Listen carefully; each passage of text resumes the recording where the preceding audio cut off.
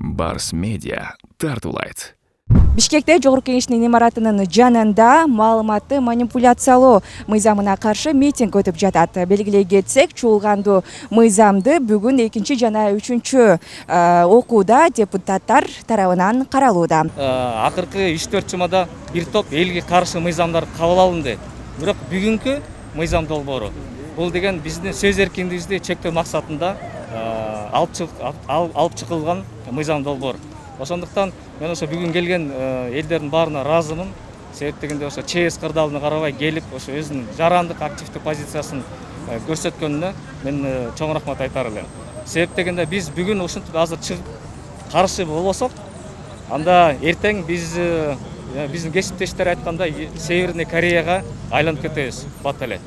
Ошондуктан мен үмүттөмүн, ошо биздин бүгүн чыкканыбыз таасир этет, анан элге каршы мыйзам кабыл алынбайт деген ишенимдемин. Что хотелось бы сказать, да, по поводу мирных митингов. Митинги вообще граждан – это нормальная практика в демократическом государстве должна быть.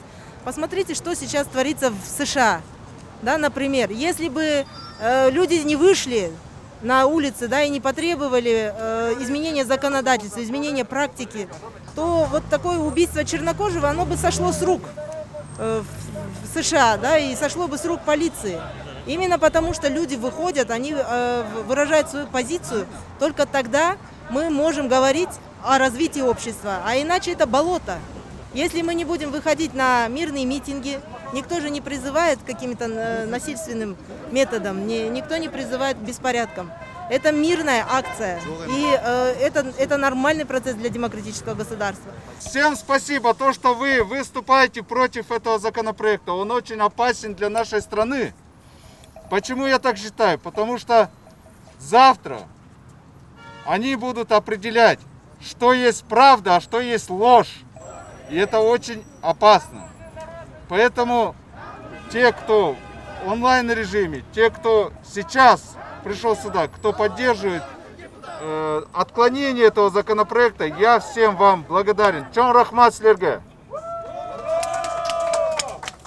Сегодня этот законопроект будет рассматриваться у нас в парламенте, и я думаю, что некоторые мои коллеги уже поменяют мнение. Я надеюсь на это, но, по крайней мере, вы увидите это по результатам голосования.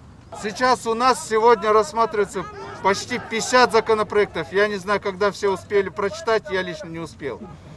Вот, 50 законопроектов сегодня разом будут приниматься. И этот законопроект скоро будет тоже рассматриваться. Я не знаю, наверное, скорее всего, после обеда уже. Кворум есть, кворум есть. Как? Почему без СМИ 2 дня не допускают СМИ?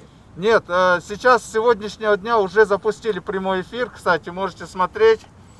Пресс-служба была на карантине, и сегодня пару операторов вышли на работу, они уже вещают уже. Чем опасен этот закон? Этот закон опасен тем, что завтра то, что вы скажете, это может оказаться ложным. А то, что будут говорить нам, это будет только правдой. Вот и все. Завтра любой коррупционер может командовать в Министерстве культуры и говорить, что нужно заблокировать, а что можно разрешить.